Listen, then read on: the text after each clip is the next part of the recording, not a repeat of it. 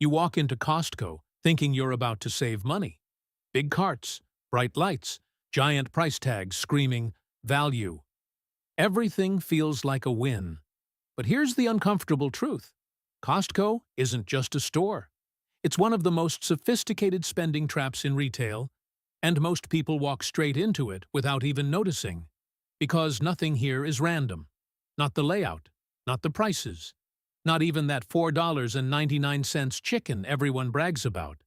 And once you see how it actually works, you won't shop the same way again. Let's start with something almost nobody pays attention to. Those price tags. They look simple, clean, harmless, but they're actually speaking a language. And if you don't understand it, you're shopping blind. Because at Costco, the last two digits on the price tag tell you everything. A price ending in .97? That's not just a discount. That's clearance. That item is being pushed out the door, often because it didn't sell as expected. Now here's where it gets interesting. If you see .00 or .49, that's not corporate pricing. That's a manager markdown, meaning someone inside that specific store decided, get this off the shelf. And those deals? They're often better than anything you'll find advertised, but the real signal, the one most people completely miss, is the tiny star in the corner of the tag, that little asterisk. That's Costco quietly telling you, this item is about to disappear. No restock, no second chance. Once it's gone, it's gone. And suddenly, that normal-looking product becomes a ticking clock. That's not pricing, that's psychology. Because now, you're not just deciding whether you want it. You're deciding whether you'll regret losing it. But here's the part Costco doesn't advertise. Not every deal in that warehouse is actually saving you money. In fact, a huge percentage of shoppers make the exact same mistake. They assume bigger automatically means cheaper. And that assumption? It quietly drains your wallet every single visit. You grab a massive pack of snacks, thinking you just scored a better deal. But if you actually break it down per unit, sometimes it's more expensive than your local grocery store running a simple sale. And Costco knows this. They're betting you won't do the math. Because once something looks oversized, your brain stops questioning it. That giant bottle of olive oil?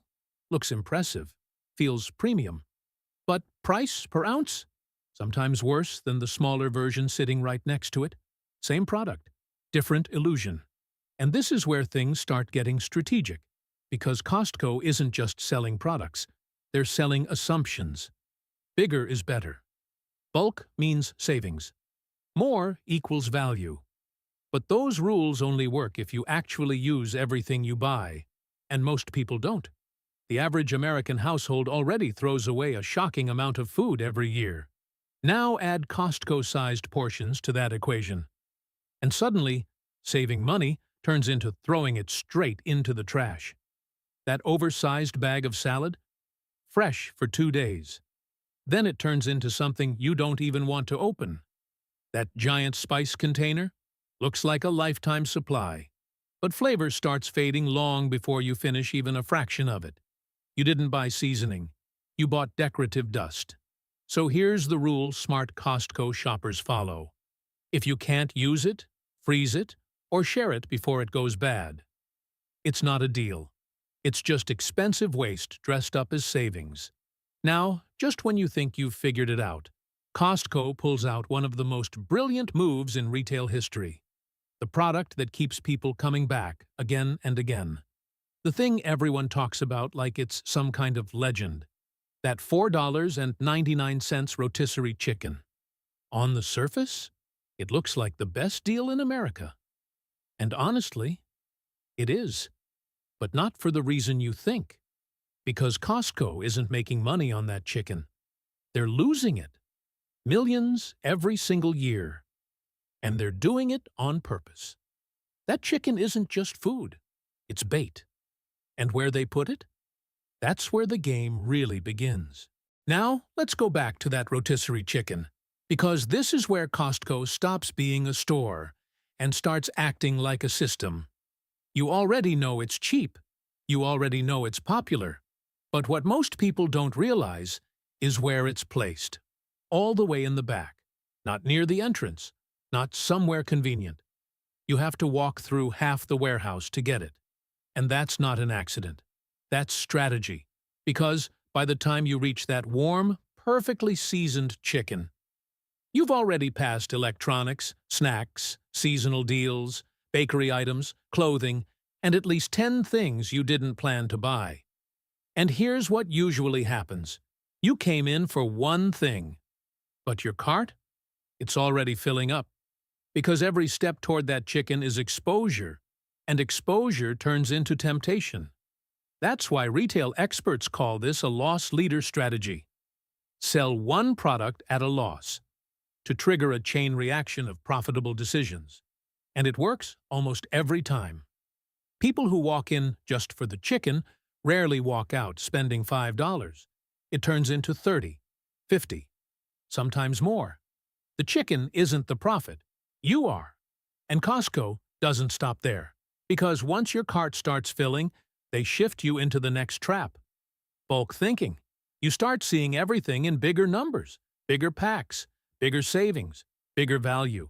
At least, that's how it feels.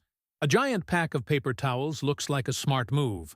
Laundry detergent in a container the size of a fuel tank feels efficient. Coffee beans in bulk? Seems like you're getting ahead of the game. And, sometimes, you actually are. For things you use consistently, like toilet paper, detergent, or coffee. Bulk buying can cut your cost per unit significantly. That part is real, but here's where people lose control. They apply that logic to everything, including things that don't behave like bulk items, fresh food, prepared meals, anything with a short shelf life. That's where buy more, save more quietly turns into buy more, waste more. Because oversized portions don't stretch your money. They shorten your window. And once food starts going bad, the math flips instantly. That great deal becomes one of the most expensive mistakes in your cart. And Costco knows exactly how to blur that line. They mix real savings with illusion, right next to each other. So you stop questioning. You just keep loading. But then there's another layer most shoppers completely overlook. And it's sitting everywhere in the store. Simple packaging, minimal branding, that familiar name printed across hundreds of products. Kirkland Signature. At first glance, it looks like a generic store brand. Basic, no frills, probably lower quality. That's what most people assume. And that assumption is exactly why it works. Because Kirkland isn't just a cheaper alternative. In many cases, it's the exact same product as premium brands, made in the same factories, on the same production lines, by the same companies, just without the expensive label. Batteries linked to major manufacturers, coffee sourced from high-end suppliers, even everyday essentials produced alongside well-known national brands. So, what you're really buying is brand-level quality without brand-level pricing. And that's one of the few places in Costco where the value is actually real. Often 15 to 30% cheaper. No marketing, no celebrity endorsements, no inflated perception, just product. But here's the mistake people make. They assume that means everything with that label is a win. And that's not how it works. Some Kirkland items are excellent. Others, noticeably weaker than the name brands they sit next to, paper products that don't quite hold up, cleaning items that struggle with tougher jobs, food products where texture or consistency just feels off. It's not a guarantee. It's a filter. And the people who shop Costco well, they don't blindly trust the label. They learn which items are worth it and which ones aren't. Because, at this point, Costco has already done something important. They've shifted your mindset. You're no longer just shopping. You're comparing, evaluating, justifying. And that's exactly where they want you. Because the longer you stay in that mode, the easier it becomes to spend more without realizing it. And just when your brain starts to slow down, Costco hits you with something that feels completely harmless. Free samples, small cups, bite-sized snacks, friendly employees offering just a taste. It feels like a bonus, like Costco is doing you a favor. But this isn't generosity. It's one of the most effective psychological triggers in retail, because the moment you accept something for free, your brain shifts, not consciously, but automatically. Psychologists call it the reciprocity effect. You get something, and suddenly you feel a subtle pressure to give something back. Not because you have to, because it feels right. And in a store like Costco, giving back usually means buying. That tiny bite of food, it's not there to feed you. It's there to influence you. And the numbers behind this are hard to ignore. Sampling can increase product sales dramatically. In some cases, several times over. Even more interesting, you don't even have to like what you tasted. The simple act of accepting it is enough to make you more likely to purchase something nearby. Not always the same product, anything in that zone. That's why those sampling stations aren't randomly placed. They're positioned next to higher margin items. So while you're focused on a small cracker, you're standing right next to something much more expensive. And your guard? Already lowered. But there's another layer most people miss. Those sample stations don't just influence what you buy. They control how you move. They slow you down, create small crowds, force you to stop, wait, look around.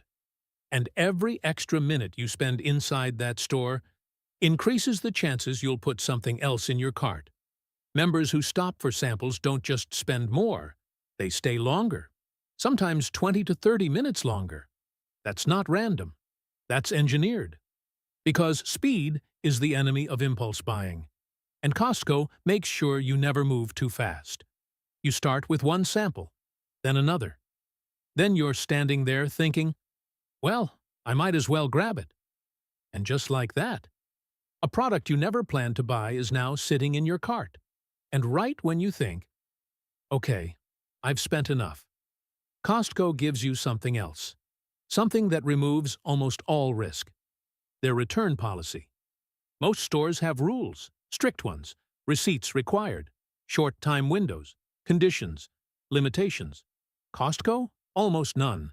You can return items months later, sometimes years later, opened, used, even food. No questions asked. At least that's how it feels. And that kind of policy does something powerful. It removes hesitation, because now every purchase feels safe. If I don't like it, I'll just bring it back. That thought alone increases spending, because doubt disappears. Behind the scenes, every purchase is tied to your membership. No receipt needed. Everything is tracked, which makes returns effortless. But also monitored. Because while Costco is extremely generous, they're not blind. Patterns matter. Return too much, too often. And eventually, they notice.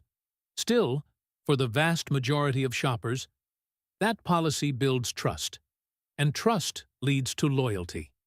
People renew their memberships not just for deals, but for peace of mind. Because even if they make a bad purchase, they're protected. And over time, that creates a very specific kind of shopper. Someone who feels comfortable spending more, trying more, risking more. Because there's always a safety net. But Costco isn't done yet. Because just when you're about to leave, cart full, wallet lighter, they give you one final move. Something small, something cheap, something that makes everything feel worth it. That $1.50 hot dog combo.